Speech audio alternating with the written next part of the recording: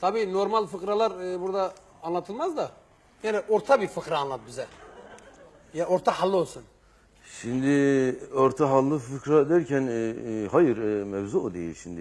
Mevzu aslında o değil yani. Şimdi bizim orada birine bir şey söylersiniz, tamam mı? Hayır mevzu o değil, olayı o şu. Şimdi adama bir şey anlatırsın, çok kızarsın, biliyor musun? Karşıdaki adamın da şöyle bir tepki beklersin. Ya hadi kardeşim sen de falan filan diye. Tam o tepkiyi beklerken adam şöyle bir tepki verir. Ya çok doğru söylüyorsun abi, haklısın der. Birden mahcup olursun, biliyor musun? Ondan sonra aldığın söylediğin tavır şudur. Hayır yani mevzu o değil ya dersin. Tamam, bunun gibi. Bizim oranın insanları enteresan. Ben anlatırken bizim Malatya'da bir hemşerimiz vardı. Güzel bir adam.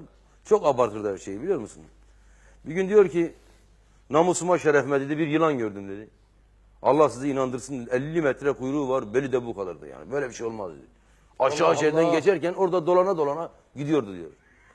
Kahvede diyorlar lan oğlum atma bu kadar, evin yıkıla ulan. Böyle şey mi olur lan? 50 metre ne gezer lan burası? Amazon ormanları mı ya? Amazon ormanlarında bile bu kadar olmaz ya. 50 metre nerede yılan? Diyor ne bileyim ulan işte elimde mezra mı vardı diyor, eşlik mi yani diyor. De ki diyor 50 metre değil 20 metreydi, beli bu kadar yoktu, bu kadar vardı ya. Ne üzerime gelirsiniz diyor.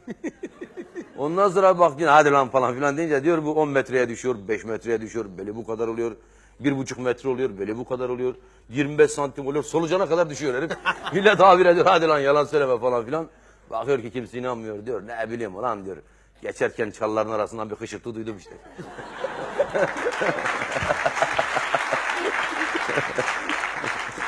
Yani hiç görmemiş. Hiç görmemiş.